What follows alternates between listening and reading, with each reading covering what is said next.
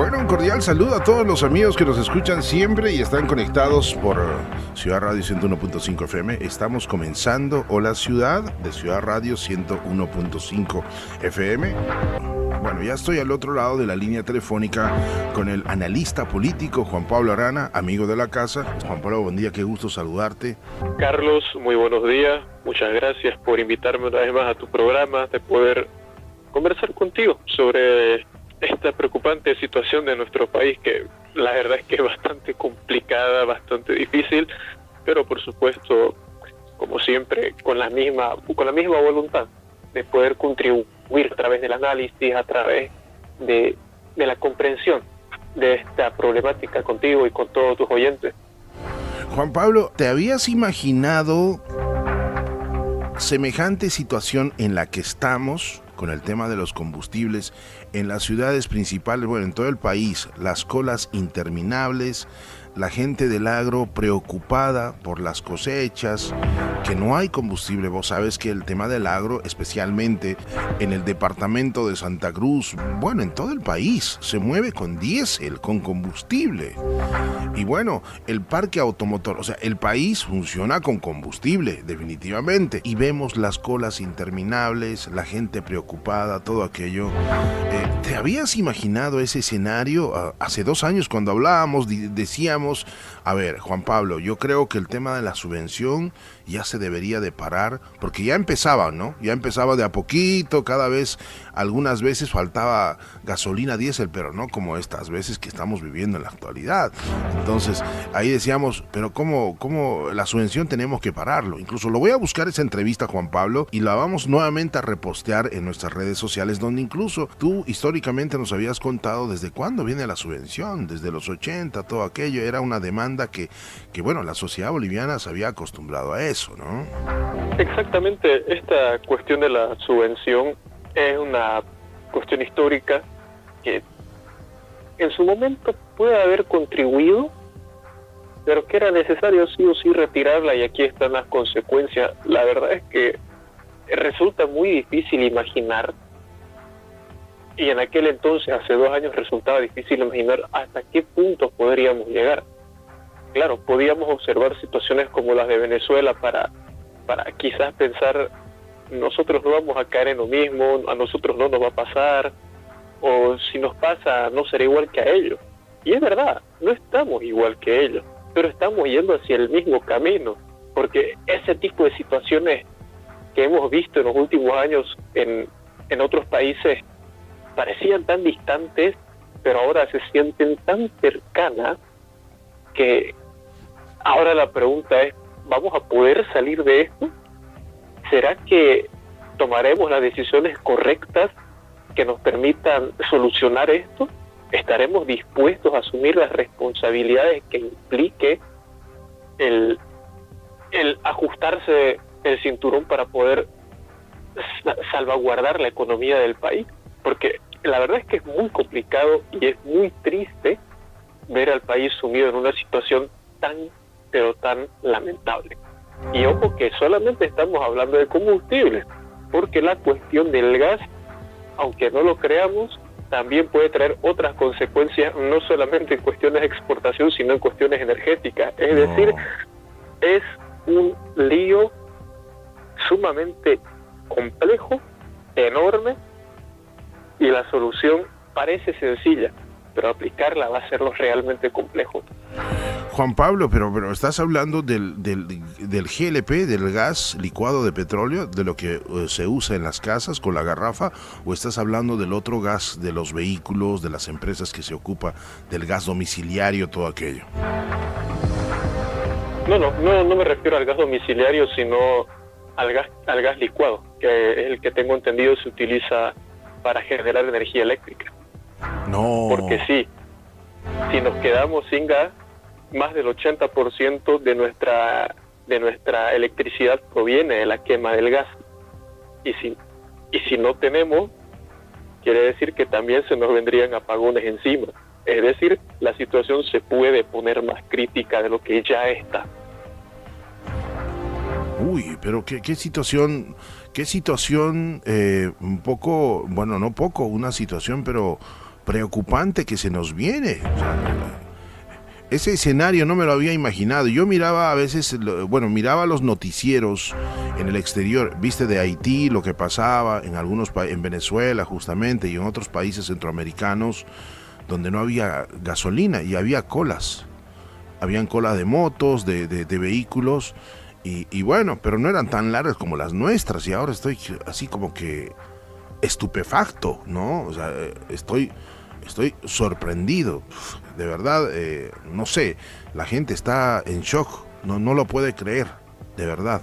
Incluso me comentabas vos extra micrófonos que no solo hay la fila, las grandes filas para cargar gasolina, sino hay otra segunda fila para precisamente hacer pre-reserva. O sea, ¿qué es esto,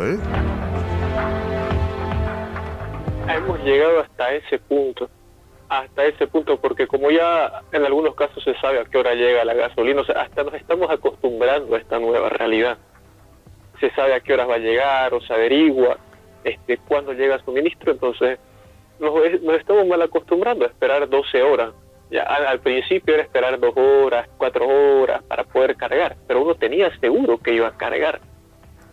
Ahora es a esperar que llegue y a ver si uno consigue pasándose el mediodía. O sea, salimos perdiendo muchísimo más de lo que nos podemos imaginar cuando hablamos de cuestión tiempo, y eso afecta a la productividad.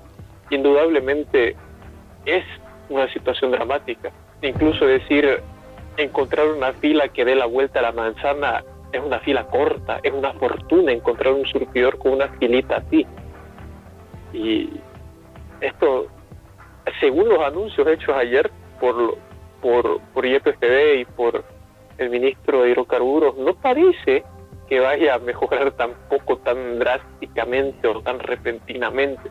Simplemente una declaración de, bueno, no podemos, pero ahí tenemos una pequeña solución, a ver si la quieren tomar. Claro. Bueno, prácticamente dijo que la crisis por la que estamos pasando es por el tema político, ¿no? Una pelea entre ellos, entre los políticos, como siempre. Y bueno, es que ellos no aprueban créditos, como si el crédito fuera toda la solución, ¿no? Entonces, y ellos dijeron en la conferencia de prensa que, bueno, no va a mejorar. De hecho, ya un poco como que dijeron, no vamos a poder solucionar del todo, ¿no? Y ahora ¿dónde nos encontramos? ¿Qué hacemos, Juan Pablo? Bueno, precisamente sobre eso, el único segmento autocrítico, y vamos a considerarlo sincero, de toda esa conferencia fue decir que no están en capacidad. Porque después sí, echarle la culpa al Parlamento, a los créditos, o incluso la mediocre excusa de decir, pero en el mundo también hay crisis energética, es absurdo. Por favor, absurdo. De verdad. Y la gran solución que plantean es que YPFB siga teniendo el monopolio de la importación. Partiendo por ahí, ya la cosa no pinta bien. Porque dicen, claro, YPFB va a importar porque tiene infraestructura, y como no tenemos dólares, vamos a hacerlo vía activos virtuales, vía trading. Es decir, vamos a entrar a algo más de incertidumbre a ver si funciona, jugándonosla por activos virtuales. Eso tampoco le da certeza a un inversionista privado para poder arriesgarse y tomar la posibilidad de la importación. Sin mencionar que como va a ser todo vía YPFB, uno queda totalmente sujeto a sus precios en lugar de poder abrirse a algo más de libre mercado. Es decir, retomando el hilo, hace unos meses teníamos la cuestión del decreto supremo que nos permitía importar, o que decía que iba a permitir la libre importación, pero ahora, vistas las reglas, no son tan libres de importación, no permiten realmente un libre mercado, y la solución de YPFB va por ese lado, de este decreto supremo. Es decir, no apuntan a cambiar la matriz productiva, no apuntan a perder su monopolio, y realmente su solución no va a terminar arreglando nada, según parece. Veía yo denuncias de que por ahí algunos políticos se estarían beneficiando, porque era un medio de negocio el tema del combustible, la importación, todo aquello. Entonces, Eh, ¿Has escuchado algo? Evidentemente esto no es una manera oficial, simplemente estamos hablando como presunta y estamos diciendo que, bueno, escuchamos en las redes sociales, ¿eh? Bueno, respecto a esto, no parece haber ese indicio de querer cambiar, sino más bien de prorrogar las cosas. En teoría parece por cuestiones ideológicas, pero la verdad es que con estas redes de clientelismo, de prebendas, de pago de favores, es muy difícil decir ya no te voy a cumplir aquel que es tu patrocinador para ascender al poder, para poder mantenerte en él, o quitarte a ti mismo los privilegios. Entonces, en redes sí se puede especular muchísimas cosas, e incluso entre nosotros podemos sacar conjeturas, podemos darle consistencia, pero el motivo real es un poco más complicado de entrever. Claro. Podríamos aducirlo a su terquedad, a su cerrazón ideológica, o simplemente darlo por cuestión de que se han enquistado tanto en el poder que las reglas las moldearon a su medida y ahora resulta inviable para ellos cambiarla de un momento a otro. Hay realmente muchas variables, muchas opciones que analizar. Claro, claro. Juan Pablo, ¿qué se viene según tu criterio? A ver, ¿qué va a pasar? Esto ya no puede continuar, evidentemente, ¿no? O sea, ya está llegando ya a un alto donde ya rebasa todo sentido común y bueno, la gente está empezando a bloquear en algunos sectores. ¿Y qué va a pasar después? ¿Qué va a pasar, como decís, ya ese poquito de combustible que supuestamente la gente está persiguiendo ya no va a haber? ¿O qué va a pasar? ¿Puede haber un problema social? ¿Qué has pensado en ese tema? La historia nos da lecciones muy valiosas porque a final de cuentas muchas cosas parecen ser cíclicas y naturalmente si no hay con qué mover el aparato productivo significa que lentamente uno va hacia el colapso total. La economía termina colapsando. Ya los sectores productivos no paran porque sean flojos o porque quieran parar, sino porque no tienen cómo poder producir. Y eso ya es algo que nos pasó en la década de los 80, en la tan afamada crisis de la UDP. Aquellos que la han vivido la deben recordar bien.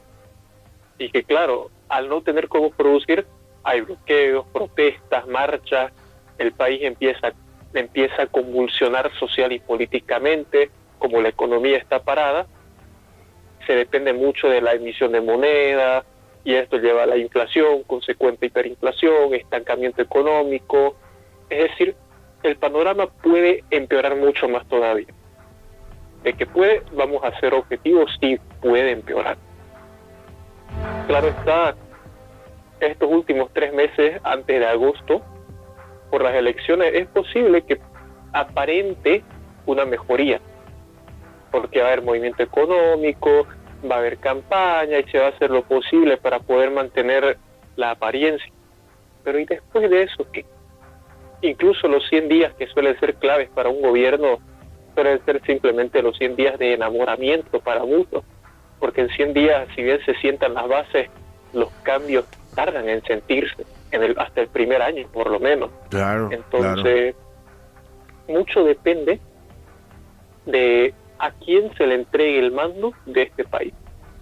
Claro. A qué tipo de proyecto de país se le entregue el mando.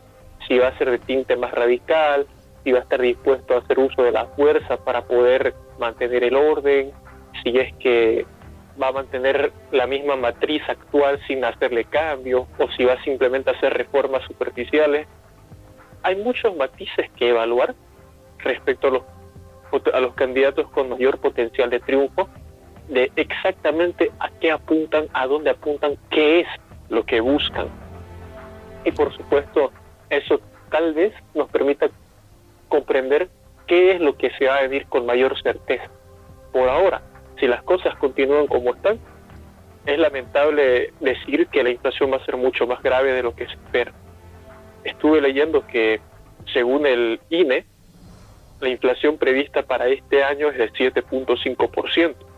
Sin embargo, solamente en enero y febrero ya hicimos 3.5, es decir, ya hicimos casi la mitad en apenas 2 meses. No puede y si ser. la cosa va a seguir empeorando, ese 7.5% va a rebasar. Porque, ojo, el año pasado llegamos casi a un 10%. Y es muy probable que este año superemos con creces. Si ya en 2 meses hicimos bastante retroceso económico. Juan Pablo, ¿qué es lo que el gobierno no le dice al pueblo? ¿Cuál es la verdad? O sea, ¿qué debería de decirle, por ejemplo, el gobierno al pueblo? Que el aparato público y el estatismo son quizás los principales males que trajeron todo este problema. Que ya la dependencia del Estado paternalista, de este estado de bienestar que a todos da trabajo, a todos da bonos, a todos les da comodidades, resulta inviable. Que era algo que desde un principio sabían que no iba a ser sostenible en el tiempo y que aún así lo perpetuaron. Porque ese es uno de los mayores problemas actuales. Incluso entidades internacionales le han dicho al gobierno que si quiere reducir su déficit fiscal, tiene que reducir su aparato estatal, la cantidad de empleados, la cantidad de burocracia, y eso le va a permitir ahorrarse presupuesto. Sin embargo, el gobierno hace oídos sordos, y no solamente el gobierno central, las alcaldías, las gobernaciones siguen haciendo oídos sordos, porque tampoco es como que ellos tengan la intención de recortar mucho sus presupuestos en empleados para hacer actividades más productivas.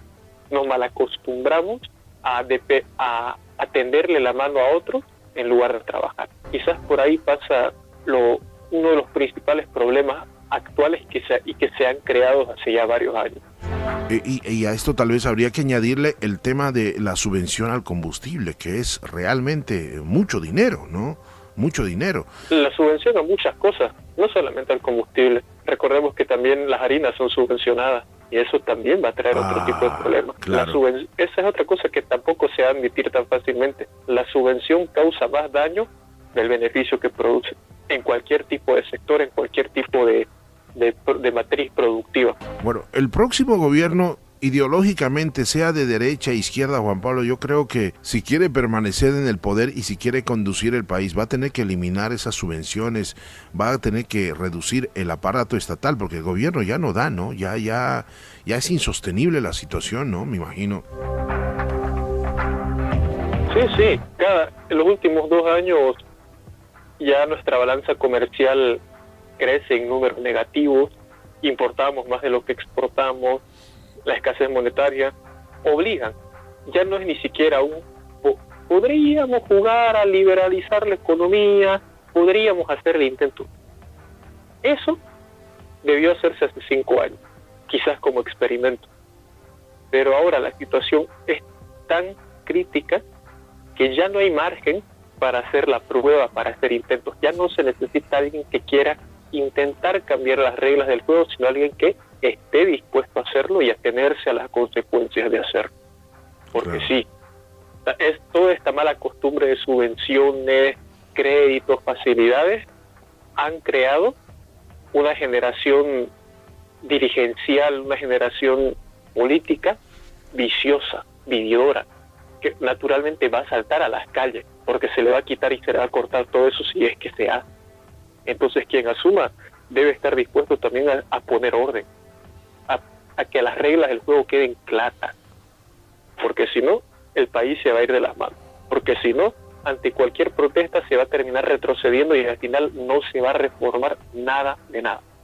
Ya la premisa no es hacer experimentos, sino saber hacia dónde se va y cómo se va a hacer. Claro.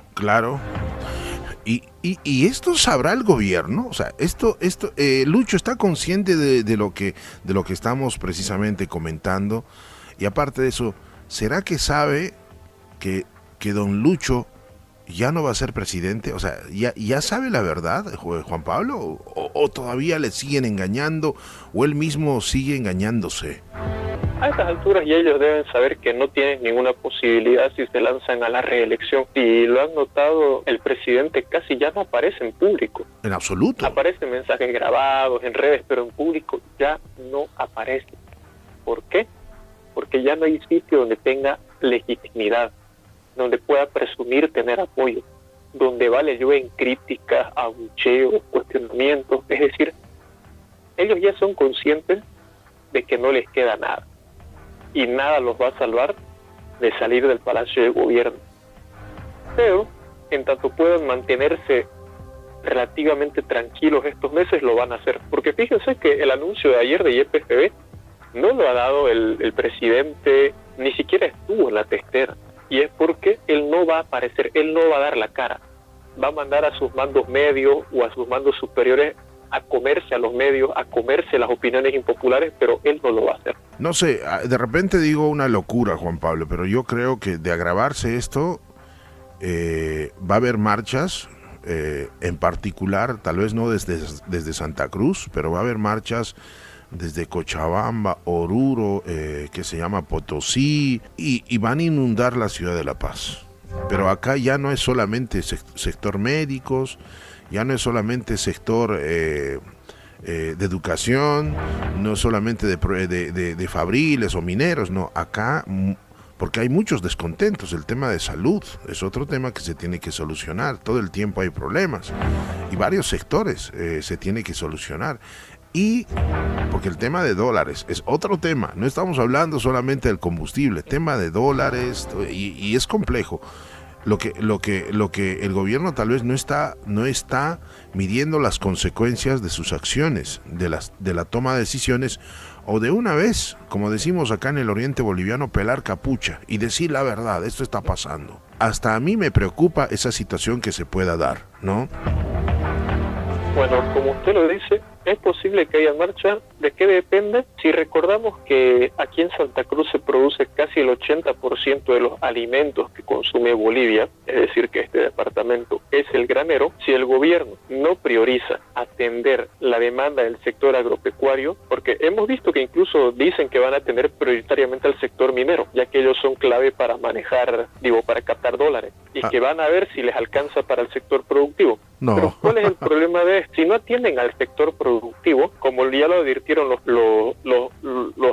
agricultores, no va a haber cosecha. Si no hay cosecha, no solamente hay pérdida aquí, sino que en todo el país van a empezar a escasear los alimentos. Ya no van a subir como lo han hecho hasta ahora. Sus precios directamente se van a disparar porque no va a haber. Y cuando tocamos ya no solamente el bolsillo, sino el día a día de la gente, sí se le va a armar el quilombo al gobierno, porque ya la gente sin dinero, sin alimentos, no va a dudar en lanzarse a marchar, a protestar. Y como usted bien lo está vaticinando, La Paz se va a convertir en una ciudad convulsa, porque muchos se van a dirigir allí a protestar y manifestar su descontento con el gobierno.